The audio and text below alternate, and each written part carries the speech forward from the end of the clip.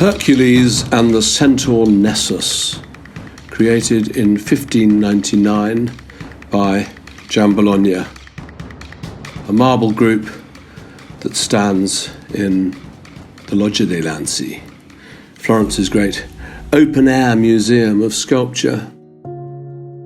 Giambologna was famous as a great virtuoso. He was a disciple of Michelangelo. For him, Michelangelo was a god, and he felt that everything he did was a kind of tribute to the spirit of that great Renaissance master. So he would no doubt have been thrilled to find his own sculpture in the same great space as that occupied by Michelangelo's most famous sculpture, David. What's the story of this dramatic, every last sinew and muscle straining masterpiece? Well, it tells a story from ancient Greek mythology. Hercules, the great hero, had married a lady called Deianeira, and he and his wife had to cross a river. The ferryman was the famous Centaur Nessus, who carried those who wished to cross the river across on his back.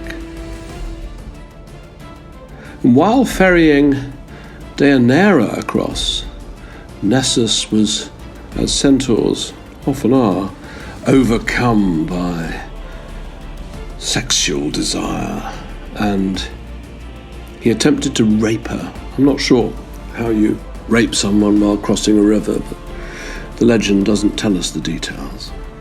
Hercules, standing on this side of the river, watching this all going on, was enraged, and he shot an arrow which pierced the breast of the centaur and did for him.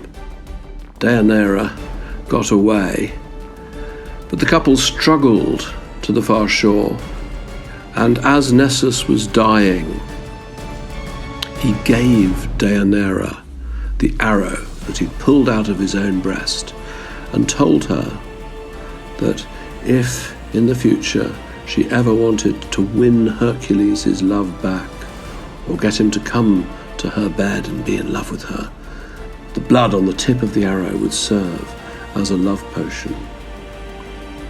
A malicious lie. In fact, the blood on the tip of the arrow was poison, and many years later, when Deianeira did try to use it as a love potion, it killed Hercules. So how does all that relate to Giambologna's sculpture, which seems rather puzzling when you know the story behind it? Because, well, after all, Hercules isn't shown firing an arrow at the centaur. Deianeira is nowhere to be seen. I think it's a great example of artistic license. Giambologna read the story, scratched his head, thought, how can I sculpt that? And he's invented, I think, another scene. So we have to imagine that Hercules, in his rage, has crossed the river on his own, he's swum over, and Nessus is there, almost but not quite dead, having just given the poison arrow to Hercules, his wife Deianeira. And Hercules straddles him and decides to pummel him to death, to do him down once and for all. And that's what Giambologna has decided to sculpt, because after all, you can't sculpt a man killing a centaur at a distance if you're Giambologna. He's famous for doing everything out of a single block of marble, so he needs the figures to be intertwined. It's a tremendous demonstration of his virtuosity as a sculptor. Look at the rib cage of the centaur. Look at the way in which the centaur's back is being wrenched, twisted, torn by the vengeful Hercules, who's got no pity. No, he's not going to relent. Tremendous image. And what, again, I think you always have to ask this when you come to these sculptures in the Loggia dei Lanzi, what would this have meant to the Florentines. I think for them, this would have carried a meaning far, far, far from the original story of Hercules and Nessus and Deianeira, and the fact that Hercules is eventually going to die because of the blood on the arrow and all that. I don't think that was in Giambologna's mind, really, ultimately.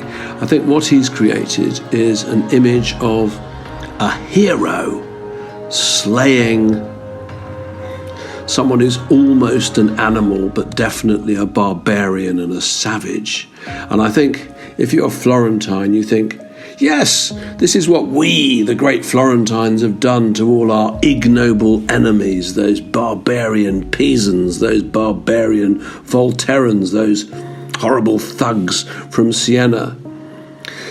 And it's interesting that if you think all the way back to ancient Greek sculpture, the Parthenon in Athens, the great sculpture of the greatest of all the Greek city-states, was originally decorated with a series of sculptures, bas-reliefs, all of which show heroes killing centaurs. And to the ancient Greeks, what that symbolised was their conquest over the Persians and other barbarian enemies. And I think that's what Giambologna's ultimately tapped into. Artistic license, political license, great sculpture.